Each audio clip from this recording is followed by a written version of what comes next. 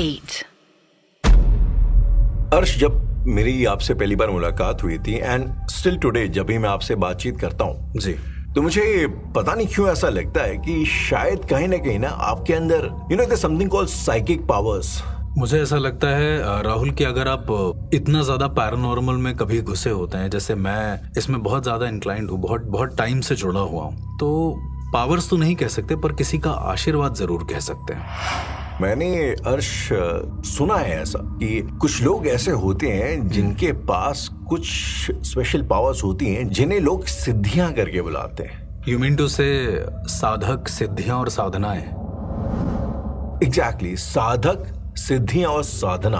पहली बात तो क्या कॉन्टेक्स्ट है और क्या सच्चाई है इन सभी चीजों में? मेरी लाइफ में बहुत सारे ऐसे साधक रहे हैं जिनको देखकर यकीन नहीं होता कि एक साधक थे।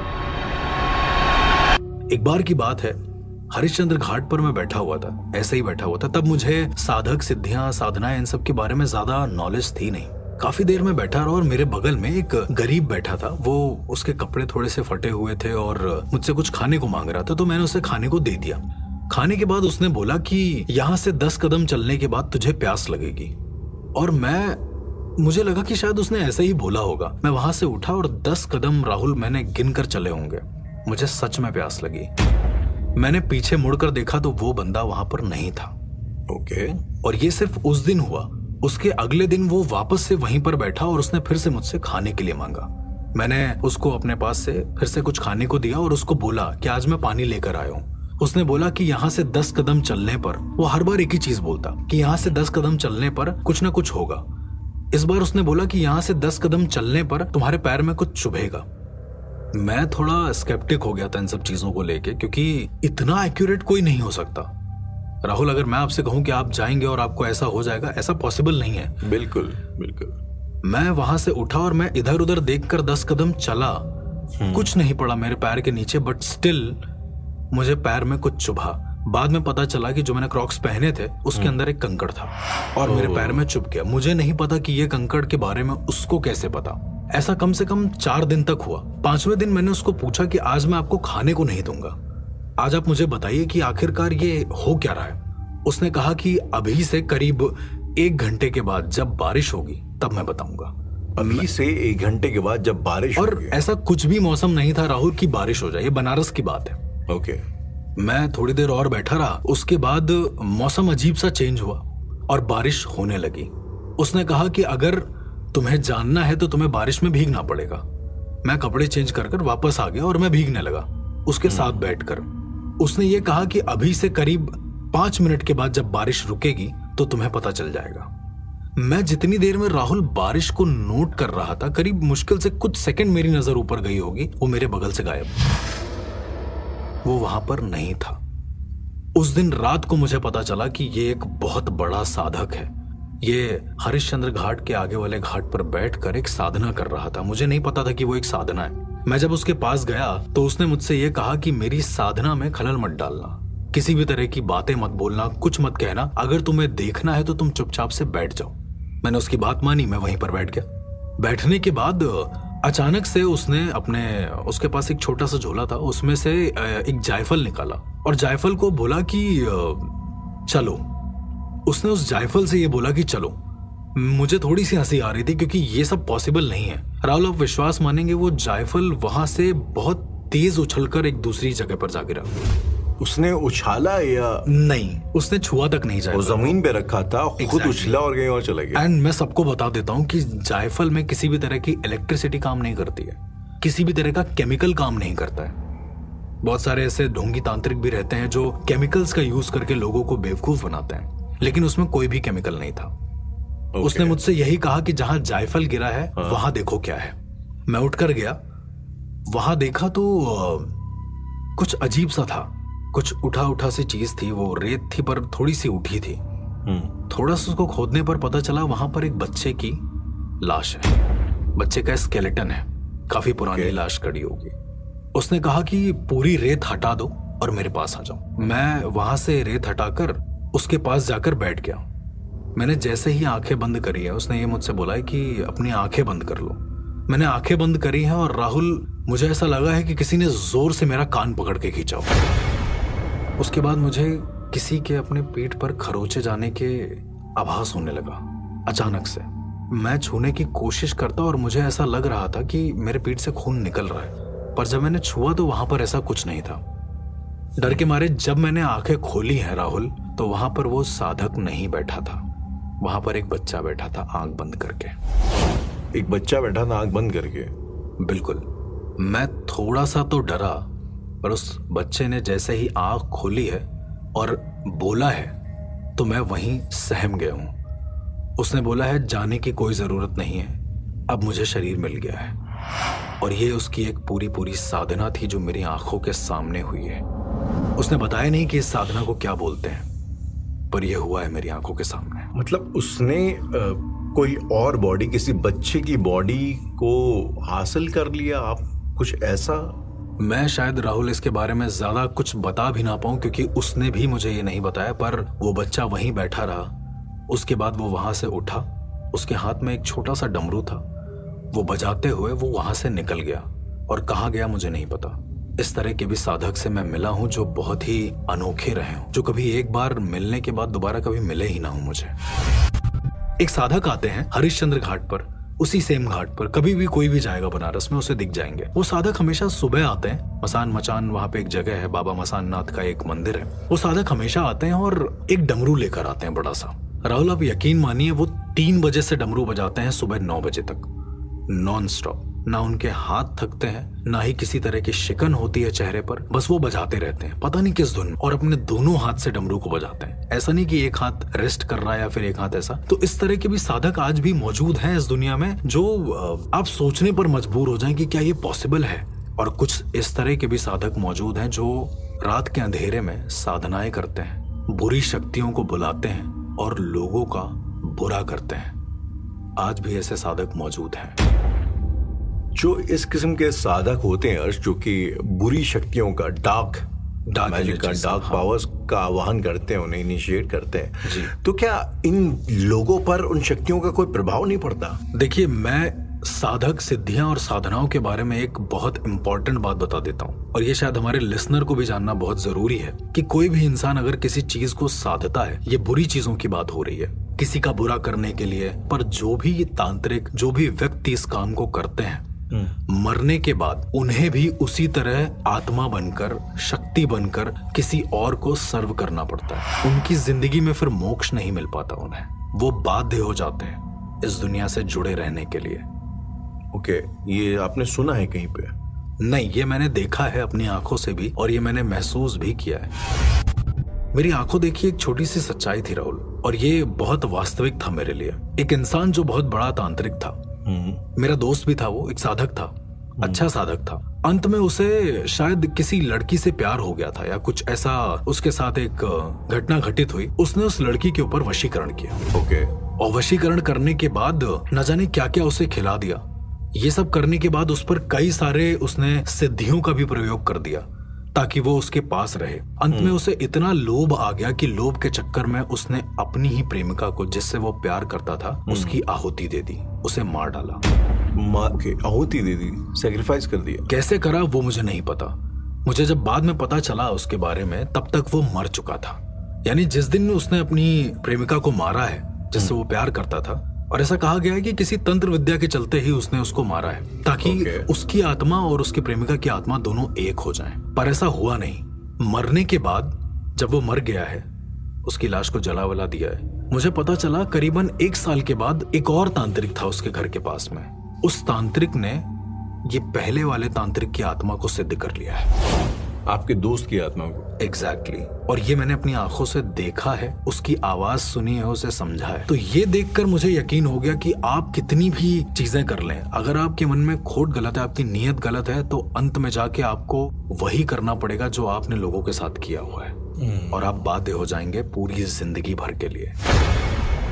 तो अर्श, साधना का मतलब अगर मैं समझना चाहूं तो क्या ये किसी पहाड़ की चोटी में बैठ करके मेडिटेशन करना, आह्वान करना है, या फिर एक कहते हैं ना, एक आग जला करके उसमें आहुति दे करके यज्ञ करना जी, क्या ये साधना है, या ये सारी साधनाएं हैं और साधनाओं के अलग अलग वर्जन्स होते हैं? साधनाओं के बहुत सारे अलग अलग तरीके हैं। जैसे इंसान अलग अलग तरीके के हैं राहुल, उसी तरीके से साधनाएं भी अलग अलग तरह के हैं। कई सारी ऐसी बुरी साधनाएं भी हैं जिनसे लोगों का बुरा हो सकता है, कई सारी ऐसी भी साधनाएं हैं जिनसे लोगों का अच्छा हो सकता है, और कुछ साधनाएं ऐसी हैं जो खुद के लिए हैं, जिससे आप खुद को महफूज कर सकते हैं, खुद को सेफ कर सकते हैं।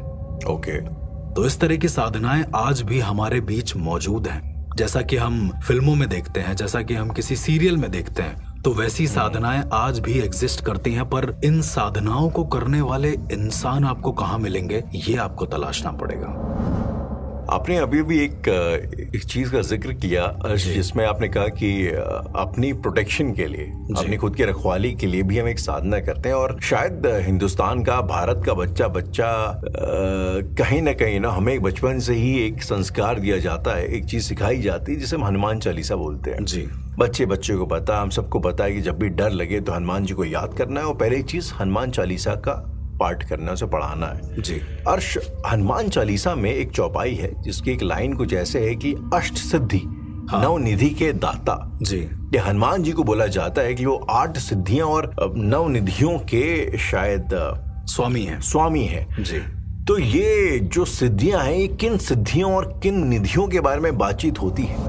अगर मैं बात करूं तो हनुमान चालीसा के अलावा राहुल, शायद बहुत कम लोग ये जानते हैं कि मार्कंडेय पुराण और ब्रह्म वैवर्त पुराण में भी इसका अष्ट सिद्धियों का उल्लेख किया गया है। और बहुत सारे ऐसे साधक, इनफैक्ट प्रैक्टिशनर्स रहे हैं जिन्होंने अष्ट सिद्धियों को हासिल करने की कोशिश करी है। कुछ ऐसे बुरे लोग भी रहे हैं, कुछ ऐसे तांत्रिक भी रहे हैं जो आत्माओं को वश में करने के लिए अष्ट सिद्धि को अपने काबू में करते हैं। जैसे आपने पंच तत्वों के बारे में सुना होगा। जी बिल्कुल। 5 तत्व हैं, उसी तरीके से 8 सिद्धियां हैं। ओके। अणिमा, महिमा, गरिमा, लघिमा, प्राप्ति, प्राकाम्य, इशित्व और वशित्व। ओके। और ये 8 सिद्धियां जिसके पास होती हैं उसको भगवान का दर्जा दिया जाता है। और अपेरेंटली अभी तक किसी के पास ये सिद्धियां नहीं हुई हैं, क्योंकि किसी ने भी अगर 3 या 4 से ज्यादा सिद्धियों को हासिल करने की कोशिश करी है, ये मेजर सिद्धियां हैं, इसके अंदर बहुत कुछ आता है। ओके। जिसने भी हासिल करने की कोशिश करी है उसका बहुत बुरा हाल हुआ है, वो संभाल ही नहीं पाया, क्योंकि हमारा शरीर इतना है ही नहीं कि वो सारी की सारी 8 सिद्धियों को अपने अंदर समा सके। इसीलिए लोग अलग अलग तरह की प्राचीन सिद्धियों को अपने वश में करते हैं। जैसे कोई आत्मा को बुला लिया, उसको अपना काम करने पर विवश कर दिया, कोई वचन दे दिया उसको कि आपको ये करना पड़ेगा क्योंकि हमने आपकी सेवा करी है या फिर हमने आपका आवाहन किया है। कहते हैं कि जब आप किसी चीज की पूजा करते हैं, जब आप किसी चीज को मानते हैं या उसको बहुत ज्यादा दिल से अपना लेते हैं, तो वो आपके साथ रहने लगती हैं या फिर वो ऊर्जा आपके साथ बस जाती है। आपने राहुल कई बार सुना होगा, बहुत सारे ऐसे अघोरी होते हैं, बहुत सारे ऐसे तांत्रिक होते हैं जिनके बारे में शायद आपने सुना हो कि इनके पास किसी चीज की साधना है। Exactly. इनके पास कोई सिद्धि है जिससे ये सब करते हैं। इसका डायरेक्ट मतलब ये होता है कि उन्होंने किसी चीज को मास्टर किया है, किसी चीज के ऊपर ऐसी विद्या अर्जित करी है जो वो उसके साथ रहने लगती है। साधनाएं भी कई अलग अलग तरह की होती हैं, पर यहाँ पर हम बात करेंगे तंत्र साधनाओं के ऊपर। ओके। जहां पर हम किसी देवी की एंटिटी को, जहां पर हम किसी भगवान की एंटिटी को या फिर किसी भगवान के अंश को या प्रेत, भूत या जितने भी तरीके के गण होते हैं, उनको अपनी विद्या के जरिए, अपने मंत्रों के जरिए या अपनी इच्छा शक्ति के जरिए यहाँ पर बुलाते हैं और उनको बाध्य कर देते हैं अपने साथ रहने के लिए। ऐसी चीजों को हम साधनाएं कहते हैं। मतलब आपके कहने का अर्थ मतलब ये है कि हम भगवानों को अपने मंत्रों के माध्यम, अपनी चैंटिंग की माध्यम से हम उन्हें अपने वश में कर लेते हैं। देखिए, भगवान को तो हम कभी वश में नहीं कर सकते। जैसे मैंने आपसे कहा कि एंटिटी का मतलब अगर हम इससे लेते हैं तो ये सीधा हम उठाते हैं उनके गणों से, यानी उनके अंश से। जैसे किसी इंसान ने चैंटिंग करी, किसी इंसान ने किसी भी ऐसे गण से मैं बता देता हूं कि उनका जो छोटे छोटे अंश होते हैं, भगवान का एक अंश मात्र भी आ जाए तो उतना काफी है इंसान के लिए। ओके। उसको हम अपने मंत्रों की ताकत से, अपने इच्छा शक्ति से, हमारे वेदों में जो मंत्र अंकित हैं, उन मंत्रों की सहायता से जब हम आवाहन करते हैं, एक तरीके से बुलाते हैं, जैसे पुराने जमाने में ऋषि मुनि करा करते थे। वो अपने मंत्रों की शक्ति से हवन करते थे अग्नि के सामने, और उसके बाद कई सारे ऐसे वर उनको मिल जाते थे। आपने सुना होगा कि ऐसे वरदान मिल गए हैं, ऐसी चीजें मिल गए हैं। तो कहा जाता है कि जिस चीज से हम वरदान मांगते हैं वो सिद्धि होती है, और हम साधक होते हैं जो प्रैक्टिस करता है, जो उनको बुलाता है, और इस पूरे प्रोसेस को साधना कहते हैं। जब भी एक साधक किसी भी सिद्धि को बुलाने के लिए, लेट सपोज अगर वो किसी यक्षिणी की सिद्धि है, तो वो उससे वचन लेने की कोशिश करता है। जैसे उसने अपनी साधना के जरिए, अपने मंत्रोच्चारण के जरिए उस यक्षिणी को अपने सामने बुला लिया, और उसके बाद वो उससे वचन लेता है कि मैंने आपको बुलाया है, मैंने अपना इच्छा शक्ति और अपनी जितनी भी चीजें हैं वो इस यज्ञ में या फिर इस हवन में दी हैं, आप मुझे वचन दीजिए कि आप मेरा ये काम करेंगे। तो इस तरह से पूरा एक प्रोसेस होता है राहुल, और तब जाकर कोई साधक किसी एक सिद्धि को, किसी एक शक्ति को सिद्ध कर पाता है। सिद्ध करना मतलब उसके साथ रहने पर मजबूर कर देना। माफ कीजिएगा, थोड़ा इमेच्योर सा एक बचकाना सा सवाल मेरे जहन में आ रहा है, हर्ष, इफ यू डोंट माइंड। यहाँ पे हम लोग बात कर रहे हैं सिद्धियों की, साधना की। हम लोगों ने बचपन में एक कहानी सुनी है और कार्टून देखा है अलादीन, जिसमें वो एक चिराग को घिसता है, जिन निकलता है, उसकी सारी जो है मनोकामनाएं, इच्छाएं उसकी पूरी कर देता। हाँ, तो क्या वो भी एक साधना है या वो एक रैंडम सा चमत्कार है? देखिए, कुरान पाक अगर हम बात करें उनकी, तो बहुत सारी ऐसी सूरह हैं, बहुत सारी ऐसी आयतें हैं जिनके जरिए जिन्नात भी धरती पर आते हैं। वो तो यहीं पर रहते हैं पर आपके सामने साक्षात आते हैं। सूरह जिन भी है जिसको हम पढ़ते हैं मोस्टली मुस्लिम धर्म के अंदर। मुझे ज्यादा इतना नॉलेज नहीं है, पर जितना मुझे है उस हिसाब से मैं आपको बता रहा हूँ कि वो भी आते हैं, उनको भी अपने पास बुलाया जाता है। हाँ, उनको काबू में नहीं कर सकते। देखिए, काबू में हम किसी भी शक्ति को नहीं कर सकते, कहीं ना कहीं वो आपको ओवरकम करेगी ही करेगी। लेकिन जैसा कि आपने जस्ट बोला कि ना, आज के दौर में तो एक आम इंसान जो है वो कैसे फर्क कर पाएगा एक असली साधक में, एक असली सिद्ध पुरुष में और इन बहरूपियों में, इन जालसाजों में?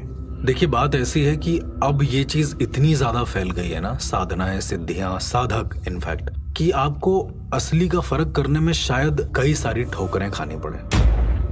तो मैं आपसे यार एक सवाल मैं आपसे और करना चाहूंगा, क्योंकि आजकल ये बहुत सुर्खियों में है, और जिस शख्स का मैं यहाँ पे नाम लेने वाला हूँ वो है धीरेन्द्र शास्त्री जी। अच्छा, बागेश्वर धाम वाले बाबा जी। तो वो लोगों का कच्चा चिट्टा सा खोल करके रैंडमली बता देते हैं एग्जैक्टली सामने, और कई लोग कहते हैं कि ये ढकोसला है, ये वो, कई लोगों को लगता है कि सिद्धि है। आपका क्या ख्याल है उनके बारे में? तो मुझे ऐसा लगता है कि जो भी वो कर रहे हैं वो बहुत सच्चाई है। रीजन उसका, वो लाखों लोगों के सामने बोलते हैं कि किसी को भी आना है वो आ सकता है, पहला। दूसरा, वो कभी ये नहीं बोलते कि मेरे पास कोई सिद्धि है।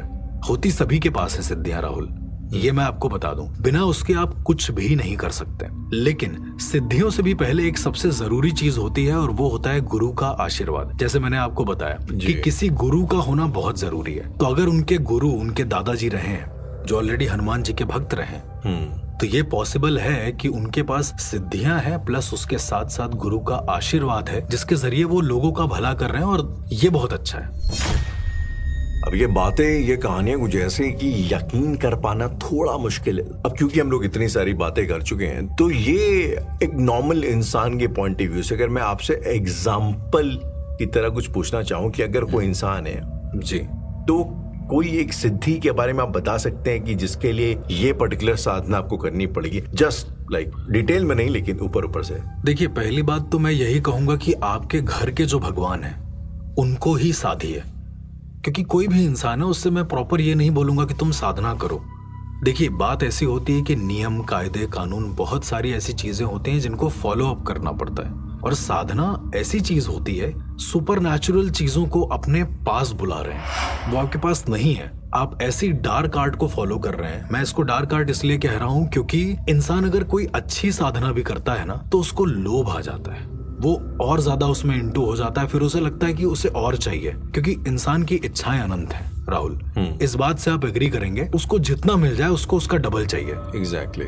और यही रीजन है कि मैं हर एक इंसान को ये करने से मना करूंगा जब तक उसके पास एक सच्चा गुरु ना हो, और गुरु आपको खुद ढूंढेगा, आप गुरु को नहीं ढूंढ सकते हो। तो इसीलिए अगर आप उस चीज के लिए डेस्टिन्ड होंगे तो ही शायद आप साधना या किसी सिद्धि को देख पाएंगे प्रत्यक्ष रूप में। वैसे तो मुश्किल है, लेकिन तभी आप देख पाएंगे। और मैं किसी को सजेस्ट भी नहीं करूंगा, मैं बस इतना ही सजेस्ट करूंगा कि वो अपने घर में रहे, अपने घर के देवता को माने, बस इतना ही काफी है। इसीलिए एक साधक को, एक प्रैक्टिशनर को जो भी चीज आ रही है उसका आदर करना चाहिए, उसका सम्मान करना चाहिए और उसे किसी अच्छे काम में लगाना चाहिए। ना कि आजकल जैसे हो रहा है कि बहुत सारे ऐसे तंत्र साधक हैं, बहुत सारे ऐसे बुरे साधक हैं जो लोगों का बुरा करने में सिद्धियों का उपयोग करते हैं, और ये बहुत गलत है। अभी हम लोगों ने थोड़ी देर पहले जिक्र किया था हर्ष बागेश्वर धाम बाबा का, धीरेन्द्र शास्त्री जी का। जी, ये मैंने किसी एक न्यूज चैनल पे किसी की रिपोर्ट में सुना है ना, रियली थॉट कि मैं आपसे पूछूं जी, कि उनका ये मानना था कि एक एंटिटी है जिसको ये कर्ण पिशाचिनी बोलते हैं जी, और वो कहते हैं कि धीरेन्द्र शास्त्री ने कर्ण पिशाचिनी को अपने वश में किया हुआ है और वो लोगों का पास्ट और फ्यूचर बताती है। तो हर्ष, आपको क्या लगता है ये कर्ण पिशाचिनी आखिरकार होता क्या है? कर्ण पिशाचिनी बिल्कुल होती हैं, जो लोगों का भूत भविष्य वर्तमान उनके कान में आकर बताती हैं।